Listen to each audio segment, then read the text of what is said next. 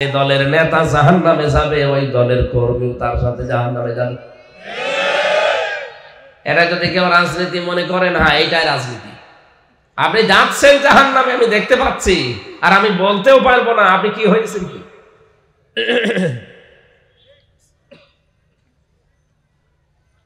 যেই দলের নেতা জাহান্নামে যাবে, ওই দলের নেতা কর্মীদেরকে নিয়ে, অনুসারীদেরকে নিয়ে একসাথে জাহান্নামে যাওয়া লাগবে। সুতরাং এটা দুনিয়ার বিষয় হলে আমি বলতাম না, এটা আখিরাতের বিষয়। দুনিয়াতে যাদের নেতা ঠিক নেই, সাইয়েদিনা ঠিক নেই, আশা করছি তারা এখন থেকে ঠিক করে নেবেন। এমন কোন মানুষের পেছনে থাকবেন না যারা জুতা পায়ে দিয়ে মসজিদে ওঠে। আপনাদের জেলায় হয়েছে, আমি দেখেছি। কি বেশি বলে ফেললাম? সে না অন্য ধর্মের লোক, জুতা পায়ে দিয়ে যে লোকটা আল্লাহর ঘর মসজিদে উঠতে পারে, ও মনে হয় আরো সে উঠতে পারবে। কি না মানে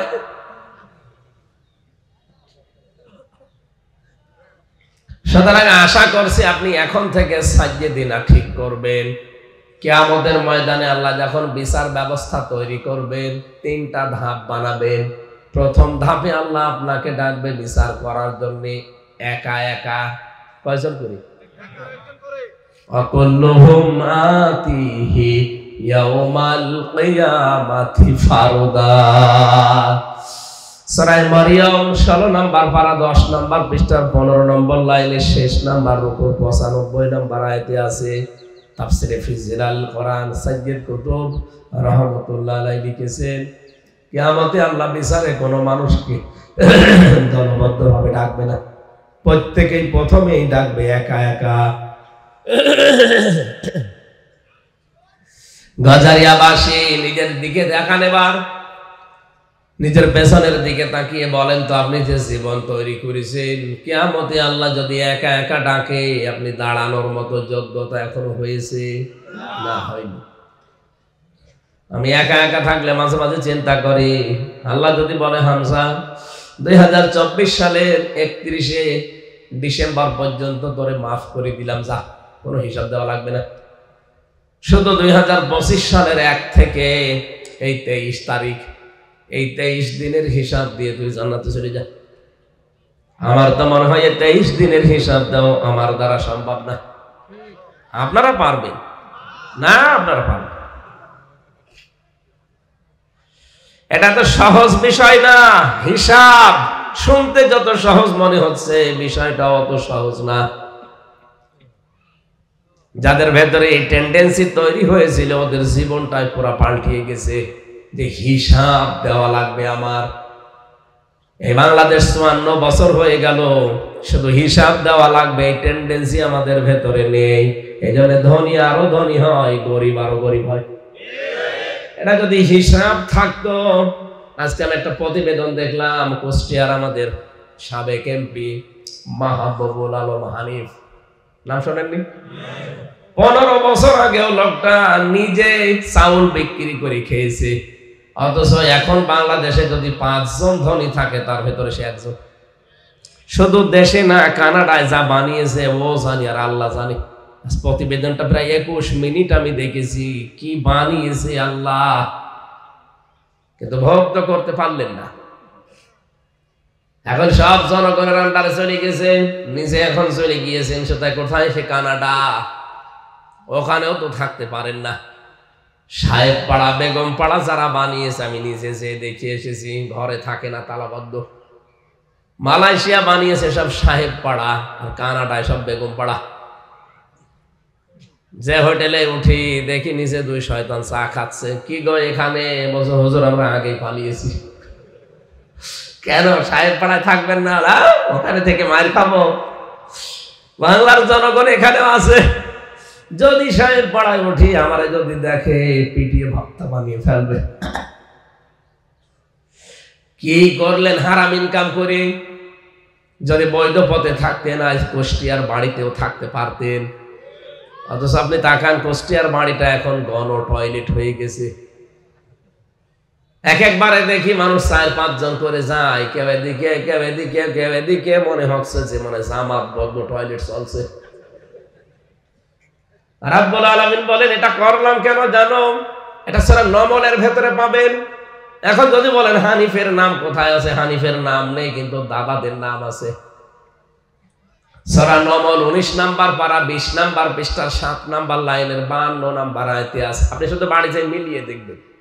ফাতিলকা বুয়ুতুহুম খাবিয়াতাম বিমা যালামু ইন্না ফি যালিকা লাআয়াতান লিকাউমিন ইয়ালামুন। রাব্বুল আলামিন বলেন ফাতিলকা, এখানে আরবি গ্রামার জানি অনেক আলেমের নাম দেখলাম, আল্লাহ জানিয়েছেন মনে হচ্ছে আঙ্গুল দিয়ে আমাদের দেখাচ্ছেন এই সেই ঘরগুলো। ফাতিলকা বুয়ুতুহুম, বাইতুন না বুয়ুত, বহু বছর, হোম মানে তাদের, খাবিয়াতান আমি জনশূন্য করে দিয়েছি, পরিত্যক্ত বানিয়ে দিয়েছি, বিমা যালামু এদের জুলুমের কারণে। আল্লাহ বলেন এই সেই ঘরগুলো, এগুলো জালেমদের জুলুমের কারণে ঘর পর্যন্ত আজ পরিত্যক্ত হয়ে গেছে। আজটাতে কত বাস্তব। 2024 আগস্টের 5 তারিখের বিকাল বেলা আমি দেখতে পেয়েছি হানিফের বাড়ি পোড়াটা মানুষ একেবারে তছনছ করে পায়খানার প্যান পর্যন্ত খুলে নিয়ে চলে গেছে। কারণ জুলুম যেখানে হয় ওই জায়গাটা পর্যন্ত অভিশপ্ত হয়ে যায়। আল্লাহ পাক বলেন শুধু এই বাড়িটা না, ফাকতিয়া দাবিরুল কওমিল্লাযিনা যালামু, সূরা আনামের 45 নম্বর আয়াতের প্রথম অংশে আছে যে জালেমদের শিকড় কেটে ফেলা হয়ে গেছে। কেটেছে কে? কেউ জানে না। কতিয়া মজুল না, এর ফাইল জানা আছে? জানা নেই। সারা বাংলাদেশের 64 জেলার 630টা থানা, প্রায় কম বেশি আমার সব জায়গায় যাওয়া আছে। যেখানে যায় দেখি জালেমদের বাড়ি ঘর একেবারে মিশে গেছে। কিন্তু মিশিয়েছে কে মাটির সাথে?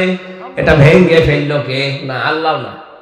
পতিয়ার ফাইল জানা নেই, কে ভেঙেছে কেউ জানে না। আপনি হানিফের বাড়ির মামলা দেবেন, কারে দেবেন, কে ভেঙেছে আপনি কেউ জানে না।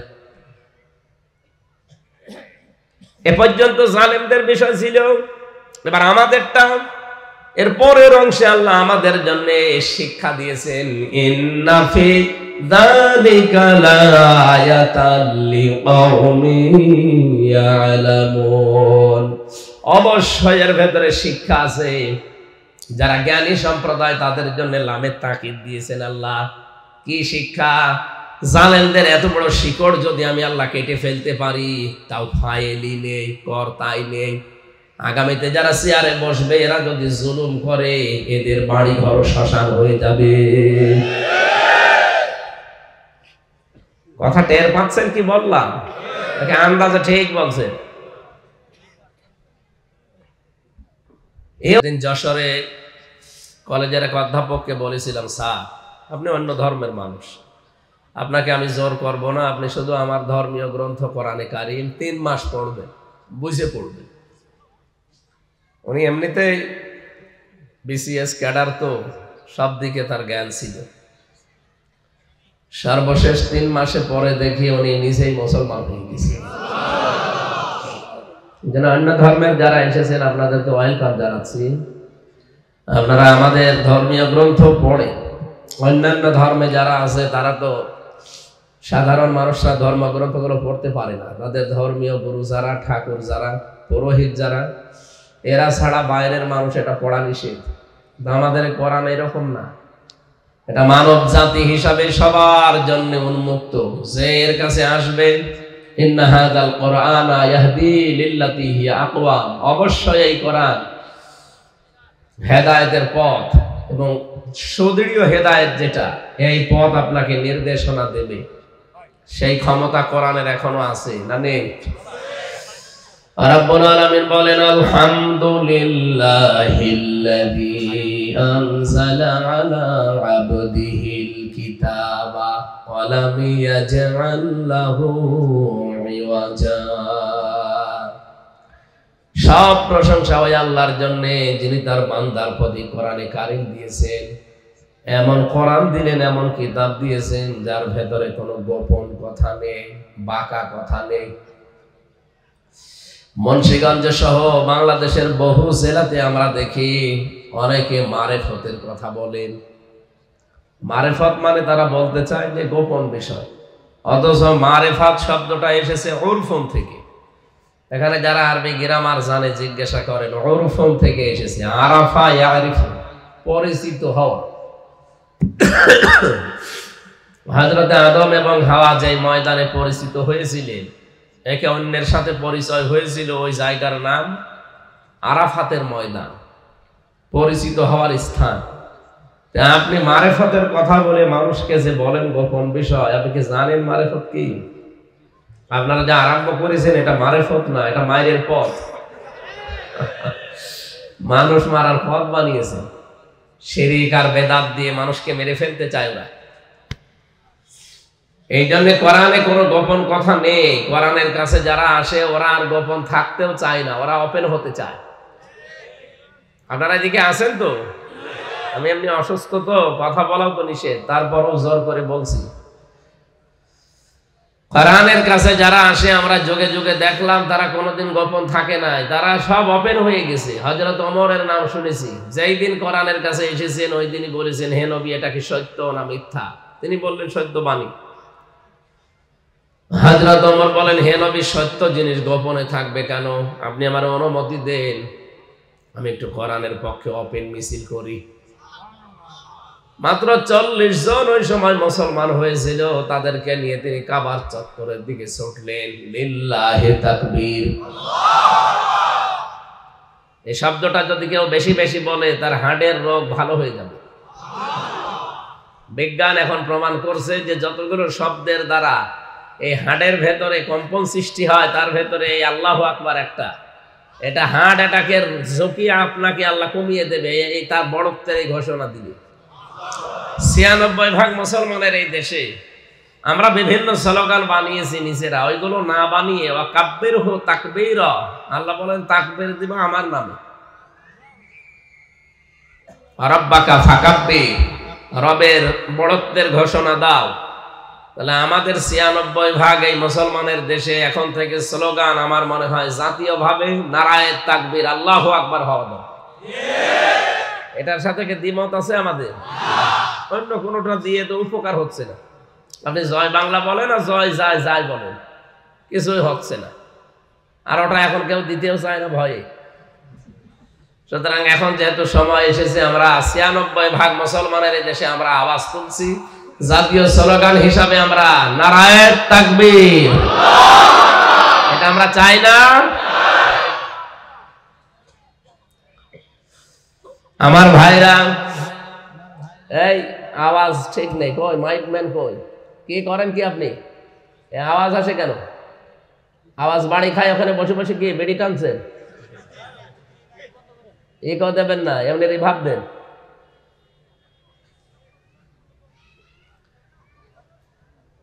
হযরত ওমর যখন মিছিল নিয়ে যাচ্ছিলেন, কাফের মুশরিকরা চিন্তা করে কে গো এই ময়দানে মিছিল করে আল্লাহু আকবারের আওয়াজ দেয়। দরজা দিয়ে জালানা দিয়ে মুখ বের করে দেখে মিছিলের সামনে হযরত ওমর। তাড়াতাড়ি জালানা দরজা বন্ধ করে বলছে দরকার নেই, ওর সামনে গেলে মাথা থাকবে না। আমার তো মনে হয় ৬৪ জেলা আর ৬৩০টা থানা আছে এই দেশে, প্রতিটি থানায় যদি একজন করে ওমরের মতো মানুষ তৈরি হয়ে যায়, এই দেশে আর কেউ কোরআন নিয়ে উল্টা পাল্টা করার চিন্তাও করবে না। কোরআনের কাছে আসলে আর সে গোপন থাকতে চায় না। আর আমরা অনেকে এখনো বলছো, হুজুর আমি গোপনে আসি। গোপনে আসি না, আর কতদিন থাকবেন গোপনে?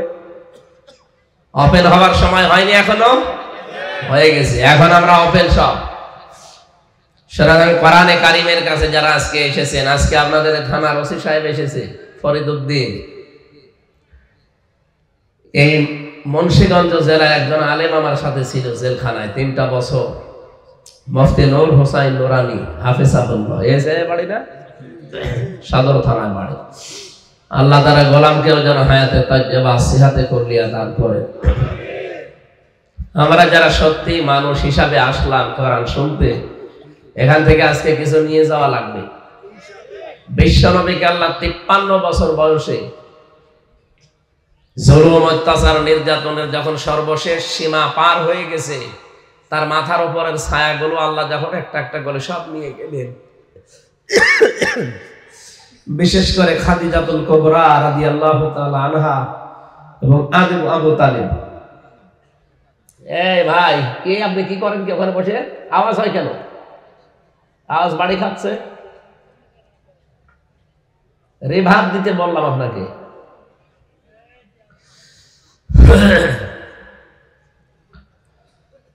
53 বছর বয়সে তাকে আল্লাহ নিয়ে গিয়েছিলেন। বিশ্বনবী মুহাম্মদ রাসূলুল্লাহকে আল্লাহ নিলেন এই কারণে যে সামনে আপনাকে একটা কল্যাণময় রাষ্ট্র উপহার দেব আমি। রাষ্ট্রকে কল্যাণময় করতে হলে কি কি করা লাগবে ওই বিষয়গুলো আমি আপনাকে জানাতে চাই। যেহেতু আমি নিজে শেখাবো এগুলো, এই জন্য বারবার জিবরাইলের মতো দুনিয়ায় যাওয়া তো আমার সম্ভব না। আপনাকে আমি নিজে আপনার কাছে আমার কাছে নিয়ে আসি। নবীজিকে আল্লাহ এই মাস যেটা চলছে রজব মাস, এই মাসের 27 তারিখে, আজকে তো 23 না 24 যেন, মাত্র আর কয়েকদিন আছে। 27 তারিখে তাকে নিয়ে গেলেন এই ধুলির ধরা থেকে একেবারে আরশ মহল্লায়। 27 বছর তাকে তার গবেষণাগারে ল্যাবের গাড়িতে বসিয়ে 14টা জিনিস শিখিয়েছিলেন। এই 14টা জিনিস যদি আপনার উম্মতের ভেতরে একটা দেশে আপনি কায়েম করতে পারেন, ওই দেশটা কল্যাণময় রাষ্ট্র হয়ে যাবে। আমাদের দেশটাও যেহেতু এখন নতুন করে স্বাধীন হয়েছে, এই দেশটাকে যদি সত্যি বিশ্বের বুকে কল্যাণময় রাষ্ট্র হিসাবে আমরা দেখাতে চাই, রজব মাসে আমাদের মূল শিক্ষা লওয়া লাগবে এই 14টা। কি কথা বলেন নাকি? আপনি যে দল করেন, যে ধর্মে আছেন, কোনো অসুবিধা নেই। যে 14টা যদি থাকে, যেহেতু আপনাকেও আল্লাহ বানিয়েছে, আমাকেও আল্লাহ বানিয়েছে, মাস্ট বি এই দেশটা কল্যাণময় রাষ্ট্র হয়ে যাবে। আমরা সেই জন্য সূরা বানী ইসরাইল থেকে তেলাওয়াত করেছি। তেলাওয়াত করছি এবার সূরা বানী ইসরাইলের 23 নম্বর আয়াত থেকে 38 নম্বর আয়াত পর্যন্ত 14টা বিষয় আল্লাহ এখানে জানিয়েছেন আমাদেরকে নবীজির মাধ্যমে। আপনি চিন্তা করতে পারেন, মাত্র 14টা জিনিস শেখানোর জন্য সময় নিয়েছে আল্লাহ নিজে। কত বছর? 27 বছর একাধারে এক জায়গায় বসিয়ে তাকে শিখিয়েছে। সরাসরি গবেষণা চলছে, নিজে আল্লাহ গাইডলাইন দিচ্ছে। আমরা একটা বিষয়ের উপরে এমফিল করি, পিএইচডি করি, সর্বোচ্চ 2 বছর আর 5 বছর 7 বছর লাগে, ওই বিষয়ে অভিজ্ঞ হয়ে যায় মানুষ।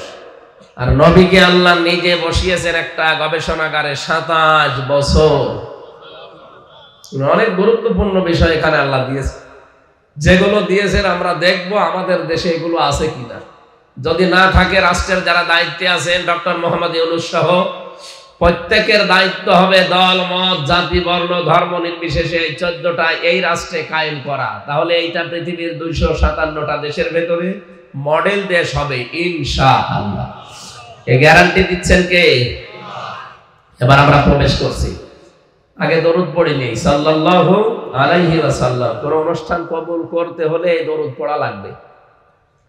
যে কোনো অনুষ্ঠান শুরু করার আগে দরুদ পড়বে, অনুষ্ঠান শেষ হওয়ার পরেও দরুদ পড়া লাগবে। কেউ যদি দরুদ শরীফ না পড়ে, তাহলে ওইটা ঝুলে থাকে, আকাশে যায় না। কত বড় গুরুত্বপূর্ণ বিষয় এটা না? এবার আমার প্রশ্ন, দরুদের ভেতরে কি আছে যে পড়লে এটা আরশে চলে যায়? এর ভেতরে যে কথাগুলো আপনি বলেন, ওইগুলো আপনার প্র্যাকটিক্যাল লাইফে কিন্তু থাকা লাগবে। খালি মুখ দিয়ে বলবেন, কিন্তু আপনার জীবনে ওইটা নেই। ও কিয়ামত পর্যন্ত দরুদ পড়িয়েই যাবে, ও আকাশে যাবে না। তাহলে আমরা যে দরুদ পড়লাম, একবার পড়ি নাই প্রথমে? কি পড়েছিলেন? আপনি তো আরবিতে পড়েন, অনেকে জানেন না। আমি বাংলাটা বলছি, দেখেন তো আপনার জীবনে আছে কিনা, আর আপনার দরুদ কত দূর গেল, এই 6 তলা পার হয়েছে কিনা। রাব্বুল আলামিনের কাছে আমরা জানিয়েছি, আল্লাহুম্মা, হে আল্লাহ, সাল্লি আলা, তুমি রহমত নাজিল করো, আলা মুহাম্মদ, মুহাম্মদের উপরে।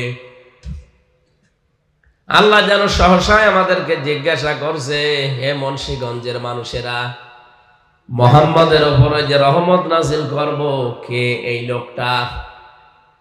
আমরা 1 2 জন না, সবাই মিলে জবাব দিয়েছি, সাইয়্যিদিনা মুহাম্মদ, আমাদের নেতা। কি এটা কেউ অস্বীকার করতে পারবেন? এটা আরবিতে আপনি বলেছিলেন। কেন দুনিয়ায় কত শব্দ আছে, ওই সমস্ত শব্দ না বলে সাজ্জিদিনা, সাজ্জিদ তো বলতে পারতেন যে আমার নেতা, সাজ্জিদিনা বলেছেন যে আমাদের নেতা। কেউ আমরা বাকি নেই, এখানে যারা আছি সবাই মিলে বললাম। এ কথাটা কেন বলা হয়? কারণ নেতৃত্বের বিষয়টা শুধু দুনিয়া না, এটা মরণের পরও লাগবে। সূরা হুদ 12 নম্বর পারা 12 নম্বর পৃষ্ঠার প্রথম নম্বর লাইনের 98 নম্বর আয়াতটা বাড়িছে, একটু মিলাবেন তাফসীরের সাথে দেখবেন। ইয়াকুদুমু কওমাহু ইয়াউমাল কিয়ামাতি ফাআওরাদাহুমুন নার ওয়া বিইসাল বিরদুল মাওরুদ। আমি প্রায় 42টার উপরে তাফসীর মিলিয়েছি আয়াতের সাথে। সব মুফাসসির সামারাইজ বক্তব্য একই দিয়েছেন। এর বাংলা অর্থ দাঁড়ায় এইটা।